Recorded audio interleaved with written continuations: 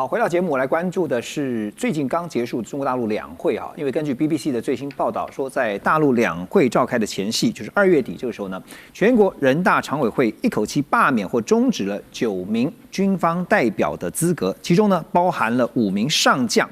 那這次也看到在釋出給外界看到這個畫面啊，就是會議當中這個畫面上，除了主席台上面的張生明上將之外，在公開畫面當中明確可以辨識出的，就是這些上将呢，只剩下中國大陸的國防部長董軍，還有東部戰區司令員楊志斌，中部戰區司令員韓勝言，以及呢退役的像范孝訓以及政協委員退役上將李曉光。整個兩會的會場上算了一下，上將只剩下6個人，那现役的是剩下4個人，所以在人事布局上面啊，大家也在關注的是要填補這些軍委跟政治局的席位，大概需要多久的時間？還是對於北京，對於習近平來說，並不急於這一時？吳岳老師，您覺得？我想理論上應該在今年秋天會召開5中全會。那我們看到說，政治局委員一定要經過5中全會來選舉的。那有關於中央軍委副主席也一定要5中全會來選舉的，甚至是4名中央軍委會的委員也一定是要5中全會來選舉的，所以從這個角度來看的話，應該可以看說，照理講今年是應該要今年的秋天要召開5中全會，為什麼？因為2個很重要的原因，因為第一個，如果他不召開5中全會，面對這些政治局委員，到底張生明能不能升上政治局委員，以及另外軍委副主席，以及4個所有的有關於中央軍委會的委員，這個缺他是無法補的。這第一個。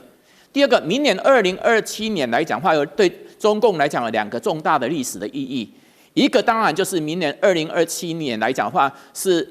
特別是8月1號，是中共解放軍建軍100年。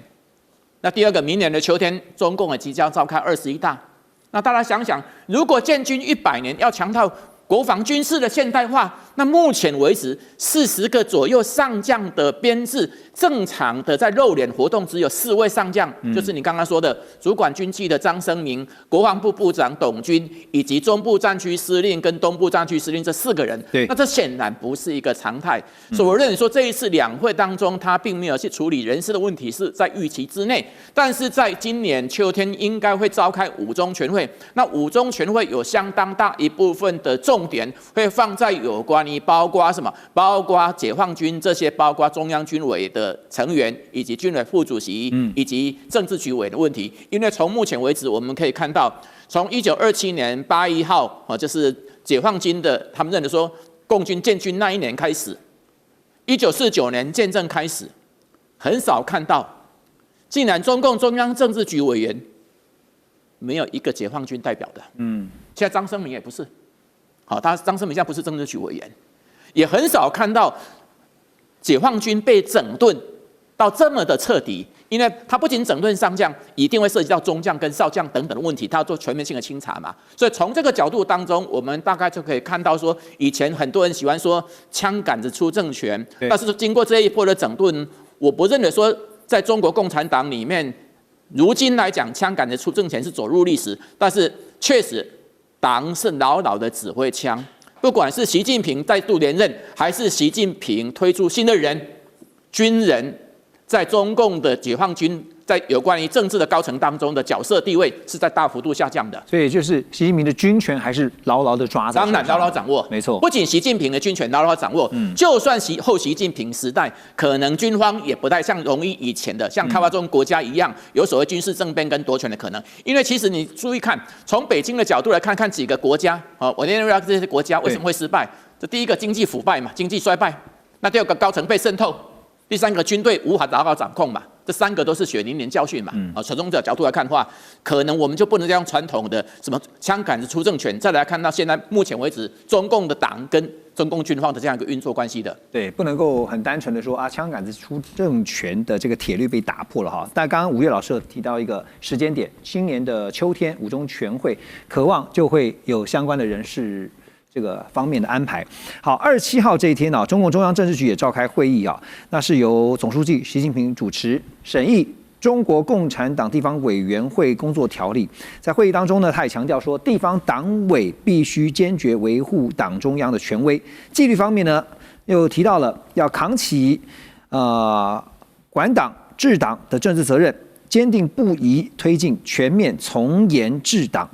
那另外一方面呢，也看到中共中央紀委國家監委網站在這個禮拜發布了通報啊，就看到國家金融監督管理總局的副局長周亮在任內落馬，他因為涉嫌嚴重違紀違法，正在接受紀律審查以及監察的調查。周亮他長期擔任前國家副主席王岐山的秘書，在紀檢系統呢，其實工作非常多年了。那這個案子也被外界視為是中國大陸金融監管跟反貪體系持續在整肅的重要訊號。所以莊老師，這樣的徹底打擊反腐，因為現在反腐已經成為了中國大陸國家主席習近平的一個代名詞哈。那對於這樣的一個打擊反腐啊，對習近平權力的鞏固，您怎麼看？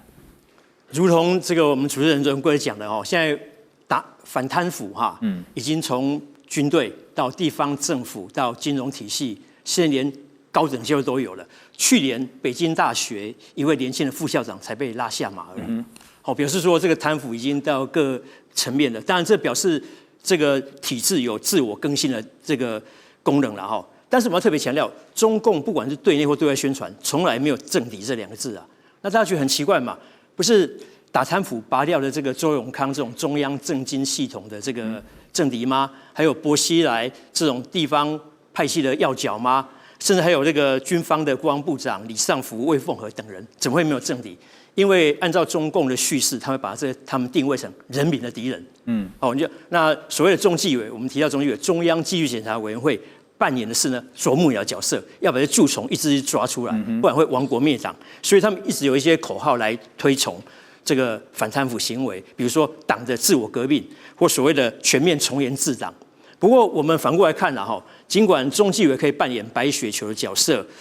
來吞噬這些試圖入侵的人體的像細菌啊、病毒，還有寄生蟲等等，但是不要忘了哦，這個一個體制面的問題哈。所以我們可以看到一些口號，連我都會背的，什麼沒有鐵帽之王啊，就是沒有動不了的人啦哈。那什麼反貪腐沒有禁區啦，什麼都可以去嚴查嚴打。但問題是這是一個組織結構問題。習近平確實很有成績，拔掉一些貪腐的要角。但是呢，如果你體制結構不改變，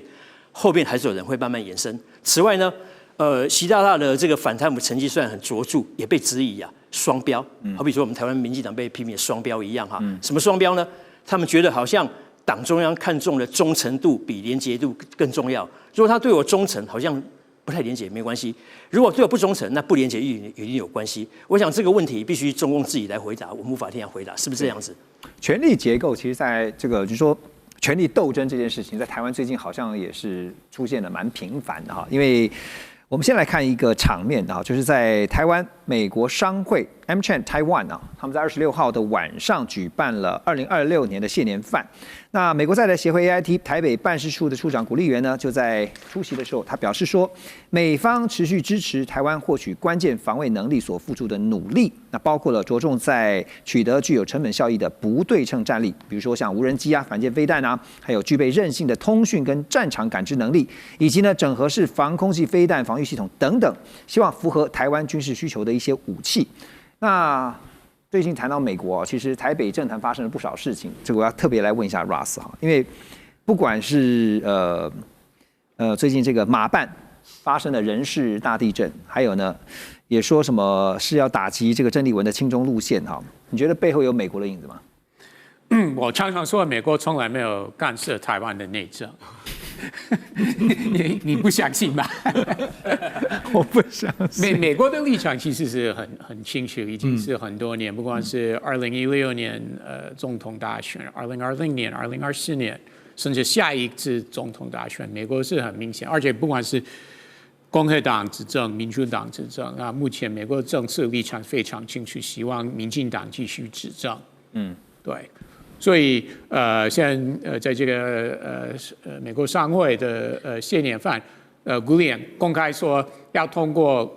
國防特別預算，那就是很明顯他是支持行政院版本，不支持國民黨版本或民眾黨版本。公開有說不是第一次了，私底下有向民眾黨、公民黨反映，這個大家都知道不是秘密了，所以美國的立場是非常清楚。所以你覺得你的意思是說，民進黨的執政對美國現階段的美國來講是符合他的利益的，是吧？很明顯哦。OK， 然後呢，那也因此在背後不會有其他的動作，這個邏輯說不通嘛？背後會不會有動作？對啊。美國經常有啊，所以你剛剛講說美國不會去干預其他國家的內政，這不是自打嘴巴嗎？你以為我認真嗎？好，那我問你，你覺得美國現在在兩岸互動的關係上面，美國的盤算是什麼？第一個判斷是千萬不要發生戰爭了，所以即使美國是希望民進黨繼續執政了，那當然美國希望是兩岸不會發生戰爭，就是不會打起來。當然是希望，對不對？因為這是符合美國的這個國家利益的。但是同時，美國也不希望美國被認定的親中政黨執政，对，也不能跟中國大陸走太近。這個很明顯，美國的動作也是很明顯，所以我才說美國是希望民進黨可以繼續執政，因為不希望。